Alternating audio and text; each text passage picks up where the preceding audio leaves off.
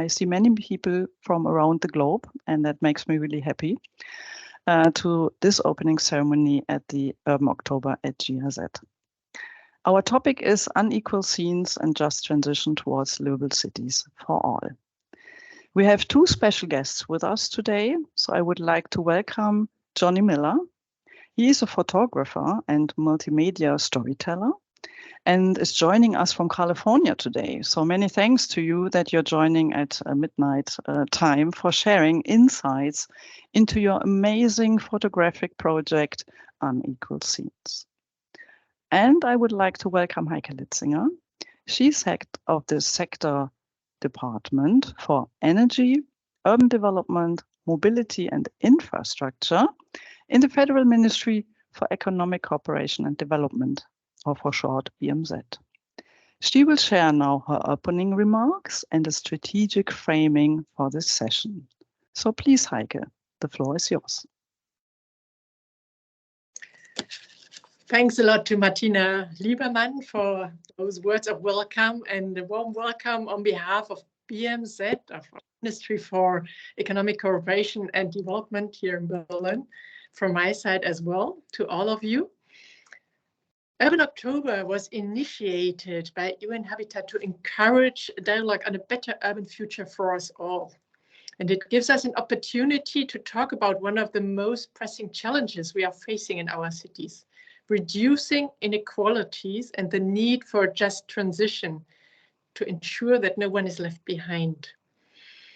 And cities are, not only from the point of view of UN Habitat, but from the point of view of most observers we are talking to internationally, really critical to achieving the 2020 agendas and the Paris Agreement's broader vision of a global sustainable development. Urbanization is key to determine people's quality of life and addressing climate change. We just have seen the SDG summit in September in New York, which marked the midpoint in the implementation of the Agenda 2030. And well, we have to face, the bottom line is the world has fallen far behind in achieving the goals which we have set in 2015 with the Agenda 2030. When it comes to SDG 11 on urban development, some advancements have been made towards the targets, but there are huge gaps which remain, especially regarding informal settlements and slums. And there are huge regional variations as well, especially Sub-Saharan Africa and Central and Southern Asia are lagging most behind regarding the targets. The latest UNFCCC report outlines as well that we are neither on track to meet the climate goals, which we have set ourselves. And well, the new urban agenda and the SDGs have incorporated the role of cities and the engagement in the UNFCCC processes in the global climate agenda. So fortunately, we have seen in recent years more and more cities have been leading the way in setting ambitious targets and driving innovative solutions for sustainable urbanization. But on the other hand, multiple crises such as the global pandemic, the climate emergency, which we are observing currently and which is manifested by deadly floods, drought, heat waves, especially in our cities, storms and biodiversity loss, or the Russian war against the Ukraine are setting us back in our efforts and are setting back the cities in their efforts to achieve global sustainable development. What we see in all these disasters is that they affect mostly the poor and vulnerable, therefore worsening existing poverty and inequalities in our cities. We have to open our eyes to the harsh realities on the ground. And Johnny Miller, our special guest today, is really, well, impressing in how he makes visible these urban inequalities. It's one thing to meet somebody on the street and see individual inequality, poverty, vulnerability, and it's another thing as I have seen in some of your pictures, Mr. Muller, how in the structures of the city, this inequality becomes visible. And I think it's really crucial for us who are involved in urbanization and sustainable urban planning to make these structural inequalities visible and, well, do something against it and, well, improve these situations. As an international community, we must confront the challenge of reducing inequalities in cities while advancing climate and environmentally friendly urban development. This requires a global effort where we learn from each other and share best practices and approaches to shape the future of our cities.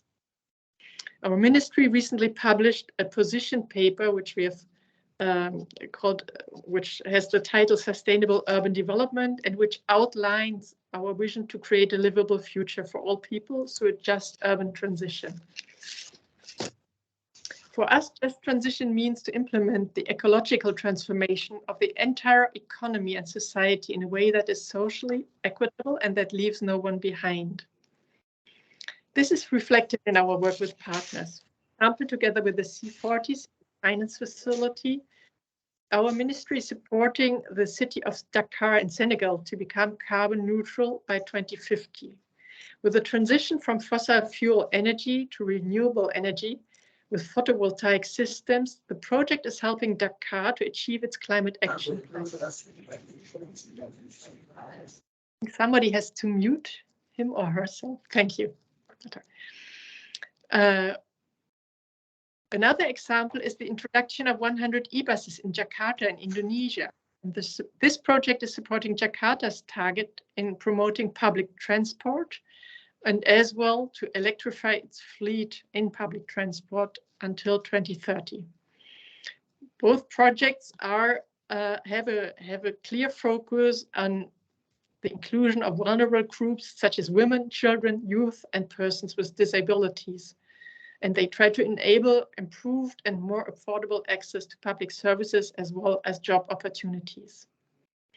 We need innovative solutions and bold climate action, and that's where Urban October might offer us one crucial platform to raise awareness, to exchange ideas, to have fruitful discussions, to participate in activities, and to create a network which promotes these targets which we have set each other. So thank you very much for giving me the chance to open this ceremony, and I hand over back to Martina Liebermann to lead us through the ceremony. Thank you.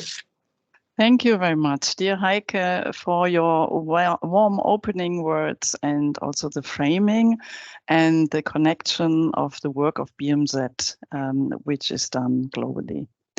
Yeah, and then without further ado, we are looking now forward to the presentation of Johnny, and please go ahead, the floor is yours. Hi, everyone. Thank you, dear Heike and dear Martina, for those really nice words. It's really a pleasure to be here speaking to all of you for Urban October. This is a great month. I remember actually, strangely enough, 3 years ago, I was in World Cities Day in Yekaterinburg, Russia, speaking for the Urban October, or the month of October there, speaking at World Cities Day, and that the world has definitely changed quite a bit since then. But I am going to present my work on Unequal Scenes. It's been very kind that everyone at GIZ and BMZ and all around the world really have taken up the message that I'm trying to spread with Unequal Scenes, which is that inequality is real. I think that that's kind of maybe we all agree on that, but not everyone outside of this room might even agree that inequality is even real. And then secondly, that inequality is a problem. So I think if you can make it visible and then you can convince people that it's a problem, you can effectively lead them to answers, because, you know, as humans, we endeavor to solve problems that we think are important. I'm going to share my screen now, and please someone send me a chat if this doesn't work. We tried it earlier and it does. It is actually not midnight, it's 2:30 in the morning. So it's early for me, but I'm here and that's fine. Can you see that? Martina? Yes, we can see. Heike's shaking her head. Okay, perfect. So that's the full screen slide. Perfect. Well, hi, everyone. My name's Johnny Miller. I'm American. I've been living in South Africa since 2012, and I'm in California right now. So I'm a very global citizen, I suppose, and this project reflects sort of my take on global inequality in many different cities around the world. I'm a photographer, the founder of this project. Like I said, it started in 2016. Thanks very much for inviting me to speak here, and I'm sending you solidarity wherever you are, and good spirit and energy from the virtual world here. As a photographer, I document urban inequalities around the world. So from New York to Nairobi, someone says that they can't see my screen. Martina, just confirm you can see the screen, the slide there? I can see perfectly, yes. Okay, and also I see thumbs up, yeah, 3 images. Okay, great, sorry about that. So from New York to Nairobi, the story is depressingly similar. I think we all know. Dramatic boundaries between rich and poor, white and black, global north, global south. Oftentimes the urban landscape looks kind of cleaved in two. It's so widespread that some people might not even question it, or they might consider it some sort of natural evolution. But I think, as Heike mentioned there, the scale and the regularity of the way that our urban form looks in a lot of different cities around the world, the fact that it's constructed to separate people in many different cities and cultures points to the systematic nature of inequality. Walls, highways, and other infrastructure usually keep us from seeing the extent of the problem, usually by design. And that always bothered me, actually. I'm a curious person. When I got to Cape Town, I was studying for a master's degree, and I always wanted to see over these walls that were all throughout the city, right? And it wasn't until sort of drones became more affordable that I was able to do that, to peek over those walls and sort of enter this liminal forbidden territory. So for example, in Johannesburg, you've got these tin shacks that are separated from middle-class houses, mansions, swimming pools with barbed wire and concrete walls. It's very similar in a lot of places around the world, like in Mumbai on the left there, where you have perhaps millionaires. The most expensive house in the world is in Mumbai, right next to these blue tarped slum homes to keep out the monsoon rains. I really see these photos as reflecting an intentional disenfranchisement of poor people, but also a catalog of building practices, potentially on the cusp of what might be some of the last years of the informal settlement, even though they will continue to live on. The way that they look in my photos is what I'm talking about. Because many cities are actually taking steps to remove these informal settlements or slums or townships, whatever you want to call them, which on the surface seems to be a positive development. But I think the truth is a little bit more complicated. Replacing what might look like a slum with a more regular looking home, at least from above, that might indicate progress, but it might also be a poor indicator of the shape or the conditions of the actual conditions on the ground or the internal units. Moreover, I kind of find a perplexing sense of humanity or perhaps even resilience in the less formal parts of cities. The struggle to exist near the center of a city with access to work and transportation and services, and to consider that city your own instead of marginalized on the periphery, is also reflected in these images.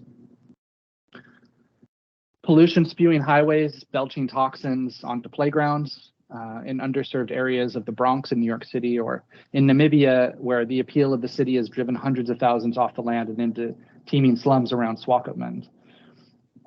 I enjoy the freedom that aerial photography allows, an expensive sense of travel and distance in a single image.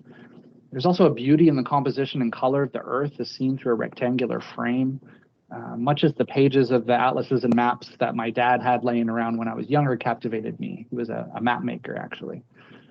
But I also hope that the discussions around equity and design and justice are somewhat furthered by this project, as well as capturing some essence of strange beauty in these built environments. Because this level of separation really isn't natural. Severe economic inequality is largely a consequence of political and economic choices that we ourselves have made. These choices have cut our cities into little fiefdoms, little protected exclusive zones with security watching carefully to manage who has access. And yeah, managing cities is essential, but who gets to make these choices? I love asking these questions as an aerial photographer because the images have no intrinsic answers. Instead, they kind of beg the question, well, how do we solve the puzzle? There's an accessibility to the problem by using photography that can be extremely powerful in sparking conversations, which I hope eventually brings about a better consensus on how to create a more healthy and a fair world and more livable and equitable cities. Severe economic inequality is a result of policies that reward the ultra-rich at the expense of the poor, but also the middle class. But it's very difficult to communicate inequality in a single image without dramatic class distinctions, which is why I focus on infrastructure normally, infrastructure which divides, as the main theme of my work. Sometimes this is just too egregious to not bring to the wider attention of the world, like, for example, in Lima, this photo is the wall of shame, which has separated a sort of college historic university from the developing city of Lima on the other side. And the image isn't photoshopped. It's finding these pieces of infrastructure at the right time of day and the right angle to create the illusion of sort of surprise in the viewer. But sometimes it's subtle. It's not so obvious. It's not huge pieces of infrastructure that divide, but it's a bit more hidden and almost more powerful because it reflects the systemic nature that we were talking about earlier, such as the exclusionary nature that we're all familiar with of, for example, a port or a park or other buildings which symbolize perhaps our thirst for capital or the unstoppable flow of goods around the earth, or the physical manifestation of the extraction of commodities and many other interesting things. But there's another reason too. As a photographer, the containers stacked up in that port in Manila they're instantly recognizable as a symbol of our daily lives, or I should say of kind of a middle class or wealthy life, even if the floating slum adjacent to them is not. People in every country and every class know those candy-colored rectangular solids, those shipping containers as a familiar object. And I do that intentionally. I seek out these everyday objects and these everyday pieces of infrastructure and just city forms in general that are recognizable, because I hope it helps the photo project hit a bit harder, to be a bit more relevant to my audience and otherwise take on a more personal role in the lives of the viewer. The scale and the regularity, as we talked about, of these urban structures constructed to separate people, it does point to the systemic nature of inequality. And evidence shows that high levels of inequality are correlated with worse health outcomes, like lower life expectancy, higher rates of heart failure, higher levels of infant mortality. And for example, during COVID, we saw how disenfranchised people were the worst prepared for the effects of the virus. So in the United States, where I was during the beginning of the pandemic, these were the people with limited access to healthcare, service workers, Black and brown populations, and other people who had the misfortune of kind of just being born on the wrong side of the tracks. And for example, in Mexico, on the left-hand side of the photo there, the people in the wealthier side of that ravine, on the left-hand side of that ravine in a place called Santa Fe in Mexico City, were dying at a fraction of the rate of the people on the right-hand side of that ravine. And the people in the favela there, which is actually the very first favela in Brazil, reflected in that luxury hotel in Rio de Janeiro, greatly suffering at the expense of the policies put in place by the government of Brazil in the beginning of the pandemic. So if we could overlook inequality as a problem before, and I'm sure none of you were, but I don't think it has had as much of a focus as it has had in the last, say, 10 years or so. Since I've been doing this project, I've noticed that inequality has received a lot more attention as a focus from a lot of governments and institutions around the world. I think COVID really showed us that we are truly and inextricably linked to each other for our health and well-being.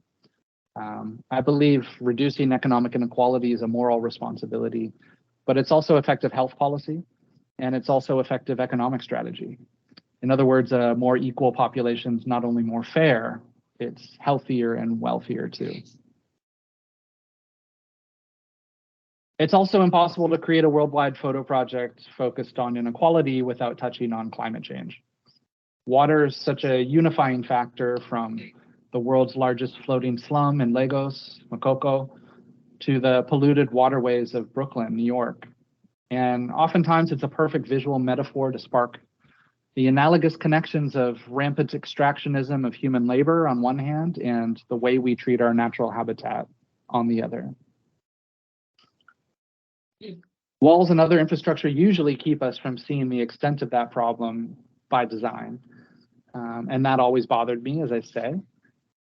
And by using drones and helicopters for this project, I get to peek over those walls and enter into that forbidden sort of liminal territory. And for the first time in our history, technology like drones and networks like Facebook and Instagram have made depicting, but then also disseminating images like these possible. It's hard to not look straight down on sea level rise in the bayou of Louisiana or on the coasts of Jakarta, which are the two photos there, both of which will potentially be underwater in less than our lifetimes, and not have an unsettling realization that we, who are the people gazing at these scenes, are also, in a way, complicit. I started this project because I was shocked at the effectiveness of racial segregation in South Africa. I think I was most horrified by the fact that these were the results of a small group of white men sitting in tiny rooms with architects and city planners. I imagine them there sitting, discussing how wide the boundaries should be between neighborhoods and what sort of trees should be planted to hide the communities they derogatorily called black spots from view. But I never dreamed how viral this project would become, or how many different avenues it would take to reach so many different audiences. There's an old racist chestnut in South Africa and many other countries, including America, that I've heard, where people will claim that these divisions that I'm depicting are somehow natural. But of course, there's nothing normal or natural about it. And when I see the conversations that only this one image launched, this one here from Johannesburg, which, by the way, was the first image in the series and the one which went the most viral, which launched the project into the minds of many, many South Africans and other people around the world, it kind of gives me hope. And I hope it gives you hope as well. Hope that just as we could admit that these huge economic inequalities are dangerous, immoral, and inefficient, we can also admit that there's a huge thirst for justice in the world. There's incredible numbers of incredibly smart, diligent, dedicated people, and increasingly resources being dedicated and deployed to rectifying these past wrongs. And lest you think that the task is insurmountably large, which sometimes I admit I do think that, I try to remind myself, and I hope you can remind yourself, that inequalities themselves are man-made. So surely we can create man-made solutions.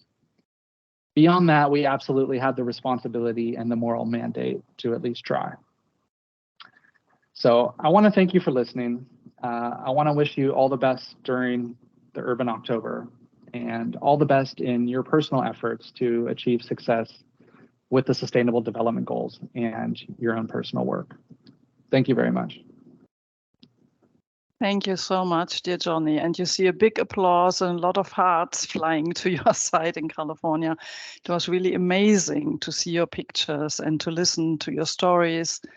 And yeah, once more, thanks a lot for sharing this with us. Thank you. Yeah. And your pictures, dear Johnny, also show us very strikingly and very directly that there remains so much to be done and that we need to move quickly all together. And you also had a strong appeal for that to all of people living on this earth. So at this point, I would have liked to welcome also Carmen Vogt to give some insights from GIZ side, but she fell ill, unfortunately. So I'm sorry, but I have to take over this part. And so I will also give you some closing remarks, let's say like this, or out of the point of view of GIZ. So what we could see in your pictures, Johnny, that's all around the world. And within GIZ, a lot of our colleagues working in the field also experience the rising inequalities on a daily basis. So just to give you some numbers again to the audience here, when you have a look, then you can say today the share of people living in poverty is growing in cities 30% faster than in the countryside. And worldwide, more than 1.6 billion people are living in slums. And that makes roughly the representation of 20% of the global population. So it's further estimated that within the next 30 years, the number will rise to another 2 billion people. And specifically, women and girls, as well as people with disabilities, are disproportionately affected.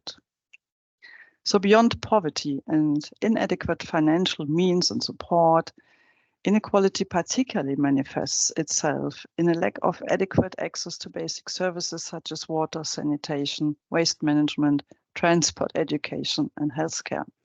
That was also shown in the photographs and mentioned by Johnny, of course.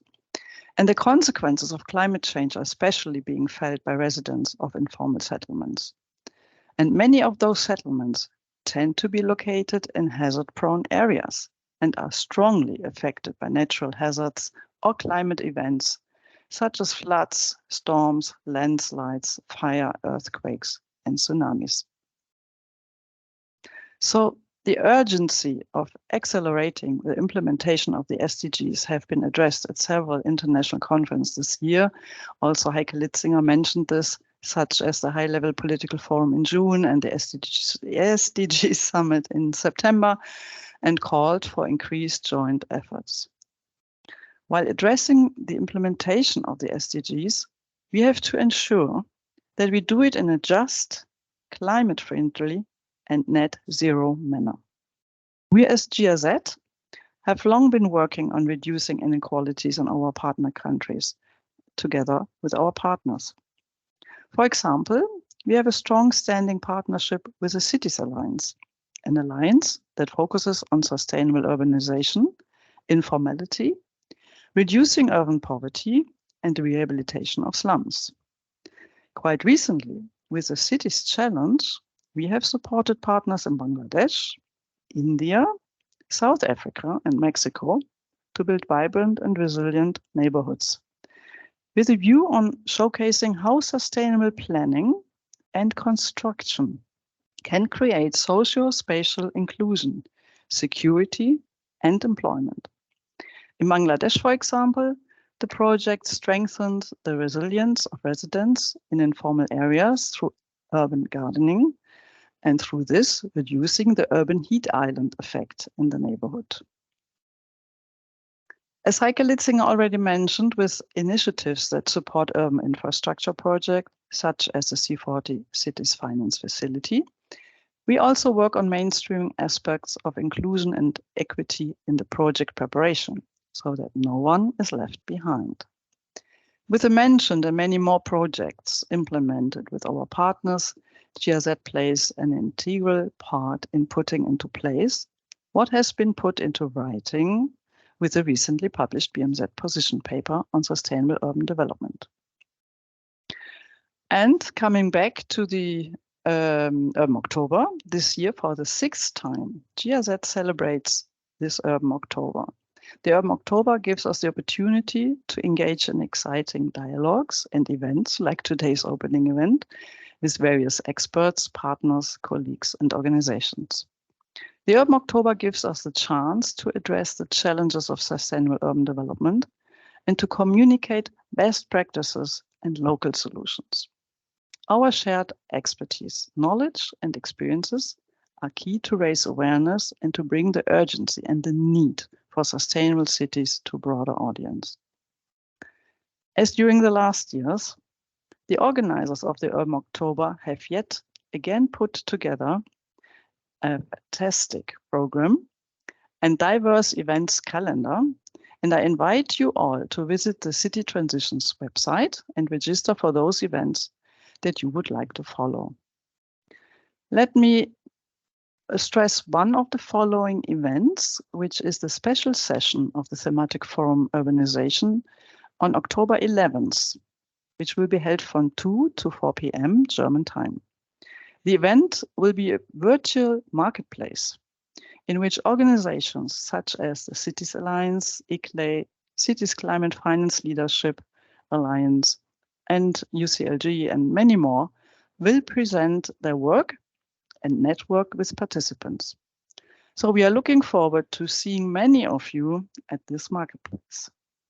And with that, I would like to warmly thank everyone who has organized and planned all these exchanges and events, and who made this year's Urban October a reality. Thank you all for your tremendous efforts and constant commitment.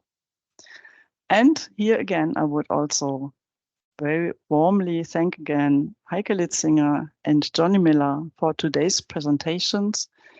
And yeah, with this, looking forward to the upcoming events in the next weeks. I wish you all exciting exchanges, fruitful discussions, and inspirational debates. So bye for now, and happy to see you again.